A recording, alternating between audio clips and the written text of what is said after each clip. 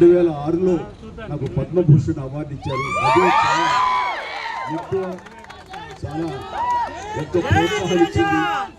అలాగే ఎదురు చూడని నేను ఊహించినటువంటిది ఈ సంవత్సరం ఈ 2024 రిపబ్లిక్ డే సందర్భంగా నేను నా సేవలను గుర్తించి, అది కళాసేవ అయితే సామాజిక సేవ గుర్తించి పద్మ విభూషణ్ అవార్డు ప్రకటించుకోవడానికి నా అంతరంతరాల నుంచి హృదయపూర్వకంగా నేను దీనికి కారణభూతులైనటువంటి ప్రతి ఒక్కరికి నా హృదయపూర్వక ధన్యవాదాలు తెలియజేస్తున్నాను.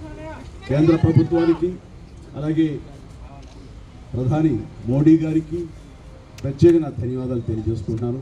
అలాగే ఈ రోజున పద్మ అవార్డు గ్రహీతలందరూ ఎవరైతే ఉన్నారో, ఈ పురస్కారాన్ని గ్రహించిన వాళ్ళు ఎవరైతే ఉన్నారో వాళ్ళందరికీ కూడా నేను మనస్ఫూర్తిగా నా శుభాకాంక్షలు తెలియజేస్తున్నాను.